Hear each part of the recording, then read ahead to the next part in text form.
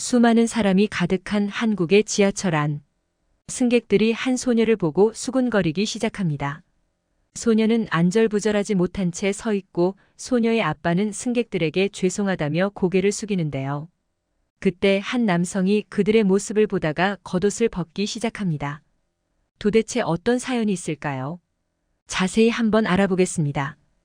해당 사연은 캐나다인 라이언 씨의 SNS 내용을 바탕으로 재구성된 스토리입니다. 안녕하세요. 저는 캐나다인 라이언이라고 합니다. 저에게는 소중하다는 말로는 부족할 정도로 아끼는 딸 니나가 있습니다. 딸을 아끼는 것은 당연하지만 저에게는 정말 특별한 아이인데요. 결혼한 지 8년 만에 가진 아이였습니다. 아이를 가지게 된 것이 얼마나 행복했는지 지금도 생생합니다. 아내가 저에게 임신 소식을 알렸을 때는 정말 모든 사람에게 다 들릴 정도로 환호성을 질렀거든요. 니나가 태어난 순간도 기억납니다. 작고 부서질 것 같던 그 작은 몸이 어찌나 큰 목소리로 울어대던지 아주 건강하다며 좋아했었죠. 아내는 저를 닮아 목청이 큰 것이라고 웃으며 말하고는 했었습니다. 오랜 바람이었던 아이의 탄생으로 저희는 정말 완벽한 가족이 된 느낌이었죠. 하지만 불행은 한순간에 찾아왔습니다. 비가 앞을 가릴 정도로 많이 왔던 그날. 나들이를 갔다가 집으로 향하고 있었는데 중앙선을 넘어 달려오던 차를 피하지 못해 큰 사고가 나게 되었습니다. 그로 인해서 지금까지도 저는 운전을 하지 못합니다. 운전대만 잡으면 그때의 감정이 몰려오거든요. 정신없던 와중에 유일하게 기억하는 것은 피를 흘리던 아내의 입에서 딸의 이름이 나왔던 것뿐이었죠. 정신을 차렸을 때는 이미 병원이었습니다. 병원 침실에 누워있던 저는 기적적으로 깨어났다는 말만 들었죠.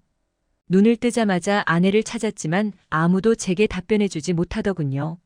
나중에 몸을 가눌 수 있을 때쯤 아내가 그 자리에서 바로 세상을 떠났다는 것을 알게 되었습니다. 제가 이 세상에서 가장 사랑했던 그 아내가 말이죠. 저는 큰 충격에 빠졌으나 더 충격적인 것은 딸의 소식이었습니다. 니나는 신기할 정도로 다치지 않았는데 문제는 병에 걸려 있었다는 사실이었죠. 태어난 지 얼마 안 된 그 작은 몸에서 암이 발견된 것입니다. 믿을 수가 없더군요. 저는 차라리 다 같이 세상을 떠난 게 낫지 않았을까라는 생각도 들었다가 저라도 살아 니나를 돌볼 수 있어서 다행이라는 생각도 들었다가 복잡한 심정으로 하루하루를 보냈습니다. 제가 유일하게 의지했던 아내마저 제 곁에 없으니 저에게는 지옥에 있는 것이나 마찬가지더군요. 하지만 아픈 니나를 두고 슬픔에 빠져 있을 수는 없었습니다. 딸마저 잃어버릴 수는 없다는 생각에 저는 수많은 병원을 찾아갔고 그 어떤 치료든 했죠. 그에 따른 비용은 만만치 않았고 저는 돈을 벌기 위해서 무엇이든 할 수 있었습니다. 무엇이든 하겠다는 제 각오에 대한 회사의 대답은 일본으로의 발령이었습니다.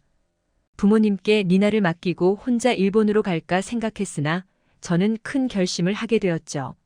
니나와 함께 일본으로 가기로요. 제 아이니까 제가 키우는 것이 당연하다고 생각했습니다. 그렇게 저는 캐나다를 떠났습니다. 아시아 담당자가 된 저는 말로 형용할 수 없을 정도로 바빴습니다. 캐나다에서도 이렇게 바빴나 싶을 정도였죠. 니나를 보육원에 맡기고 일을 하러 다녔습니다. 혼자 아이를 키운다는 것은 쉽지 않았습니다. 항상 픽업하러 가는 시간이 늦어서 보육원에도 니나에게도 너무 미안했어요. 일본에서 아기를 키우는 게 쉽지 않다고 생각하게 된 사건이 있었는데요. 바로 대중교통이었습니다. 사고로 인하여 차를 운전하지 못한 제게는 유일한 교통수단이었는데요. 니나와 처음으로 외출을 하려고 유모차에 아기를 태워 지하철을 탔었습니다. 정말 살면서 그렇게까지 눈총받은 건 처음이었어요. 아기가 울었더니 헛기침을 하면서 불편한 기색까지 내비치시더군요. 저는 딸과 나온 죄인이 되었습니다. 나중에 일본 동료에게 이 이야기를 들려줬더니 제가 잘못한 것이라고 하더군요. 대중교통에 유모차를 끌고 간 것부터가 민폐라고 했습니다. 그러면 아기를 어떻게 데리고 다니냐고 했더니 택시를 타든 차를 빌렸어야 한다는 말을 하더군요. 솔직히 충격받았습니다. 택시비도 만만치 않았고 딸과 나들이를 하고 싶었을 뿐인데 일본은 정말 삭막하다는 생각이 들었죠. 딸의 치료를 위해 멀리 있는 병원까지 가고 있어서 대중교통은 필수였는데 정말 막막했어요. 니나가 걸어 다니기 시작할 때까지 일본에서 살았지만 어쩔 수 없이 대중교통을 탈 때마다 저에게는 큰 곤욕이었습니다. 딸도 좋지 않은 시선을 잘 알고 있었어요. 자주 못 타서 그런지 니나는 대중교통 마니아였습니다. 타지 않아도 버스라든가 지하철 같은 것이 지나가는 것을 보기 좋아했어요. 그래서 장난감도 그런 것밖에는 없었죠. 그 모습을 볼 때마다 얼마나 안쓰러운지 몰랐습니다. 그러던 중 한국에 있는 아시아 담당자가 그만뒀다며 한국 발령이 떨어졌습니다. 저는 겨우 정착한 일본을 떠나는 게 맞는지 의심되었지만 한국 발령을 가게 되면 새로운 치료를 받을 수 있지 않을까 싶어 가기로 결정했죠. 한국에 처음 도착했을 때 사람들이 일본보다는 덜 친절하다고 느꼈습니다. 정신없어 보이기도 했고 말을 걸면 손을 저으며 가는 사람들도 있었거든요. 저는 한국에서 고립감을 느꼈어요. 일본에 계속 있었던 것이 더 좋은 선택이었나 하는 생각마저 들더군요. 그래도 적응하기 위해서 노력하기 시작했습니다. 니나를 맡길 수 있는 어린이집을 알아보고 병원도 찾아보고 정말 정신없는 하루들의 연속이었습니다. 어린이집을 찾지 못해 전전긍긍해할 때 직장 동료분이 정 힘들면 자신의 집에서 며칠 정도는 맡아줄 수 있다고 해주셨어요. 다행스럽게도 어린이집을 찾아 니나를 맡기진 않았지만 제안을 받은 것만으로도 감사했죠. 일본에서는 있을 수 없는 일이거든요. 그렇게 한국 생활을 하던 중 한국인에 대한 인식이 확 바뀐 사건이 있었습니다. 니나가 병원에서 항암 치료를 받고 나온 날이었죠. 그날은 비가 많이 오는 날이라서 밖에 오래 서 있기가 좀 그랬어요. 택시를 탈까 고민했으나 니나가 유독 지하철을 타고 싶다고 졸랐습니다. 니나가 제일 좋아하는 대중교통이 지하철이었거든요. 항암 치료를 받은 날이기에 대중교통 안에서 토할까봐 너무 걱정되었지만 딸의 간곡함에 지하철로 향했습니다. 더군다나 니나의 표정도 밝아 보였거든요. 전혀 구토할 것 같지 않아 보였죠. 그렇게 지하철을 타자 딸에게 자리를 양보해준 사람이 있었습니다. 감사하다며 니나를 안치자 행복해진 니나는 흥얼거리며 노래를 불렀죠. 사람들이 힐끗힐끗 아이를 보는 시선이 느껴졌습니다. 역시 한국도 일본처럼 아이를 별로 안 좋아하는구나 싶었을 때 딸의 표정이 심상치 않게 변했습니다. 갑자기 저를 조용히 부르더군요. 왜 그러냐는 말에 딸은 토할 것 같다고 했습니다. 너무 놀라 잠깐 참으라고 하자마자 딸이 자리에서 일어나더니 옆에 좌석에 토를 하더군요.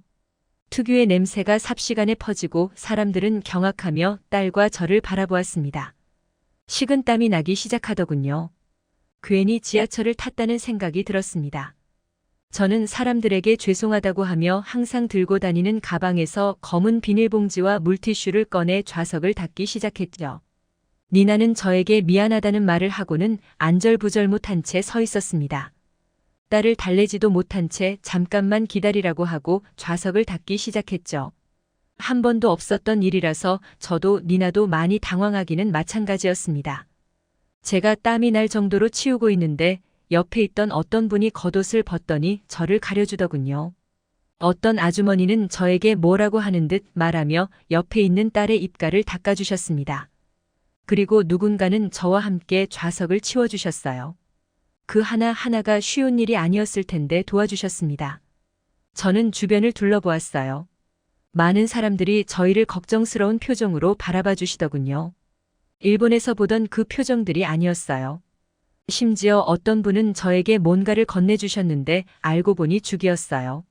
아픈 딸을 위해서 먹이라며 주신 게 아닐까 싶어요. 저는 좌석을 다 치우고 사람들을 향해 고개를 몇 번이나 숙이며 내렸습니다. 어떤 분은 영어로 아기가 아픈 것 같으니 잘 돌보라면서 혼내기도 하셨어요. 하지만 어쩐지 그 모든 것들이 따뜻한 관심으로 느껴졌습니다. 병원에 연락해보니 항암 치료의 부작용 중 하나라면서 곧 가라앉을 것이라고 하더군요. 계속 구토를 하게 되면 즉시 병원으로 와야 한다는 말을 들었습니다. 지금 생각해보면 한국에 와서 그날이 가장 아찔했으나 한국의 본 모습을 볼 수 있었던 좋은 기회였지 않나 싶어요. 겉으로는 아무 관심 없는 듯하지만 막상 도움이 필요할 때는 손을 건네는 모습들이 한국인들의 본 모습이라는 생각이 들더군요. 지금도 가끔 직장 동료들이 모른 척하고 있다가 제가 힘들어할 때 도와주는 모습을 볼 때마다 생각해요. 일본이라면 자신의 일이 끝났으면 보고도 못 본 척하고 가버렸을 텐데 말입니다. 그 일이 경험하고 나니 대중교통을 타는 것이 무섭지 않게 되었죠. 하지만 승객들에게 피해를 주지 않기 위해서 딸의 컨디션을 더 꼼꼼하게 체크하는 것이 일상이 되었습니다. 제가 딸의 상태를 그간 간과해서 이런 일이 벌어졌다는 생각도 들었거든요. 현재 딸은 다행스럽게도 그 큰 병을 이겨내고 잘 지내고 있습니다. 솔직히 딸의 투병 기간이 길어질수록 암이 낫는 것은 맞는 것일지 점차 지쳐가고 있었는데 한국인들의 따뜻한 시선이 저희에게 큰 도움이 되었던 듯합니다. 덕분에 힘을 낼 수 있었고 니나도 완치 판정까지 받을 수 있었던 게 아닐까 싶어요.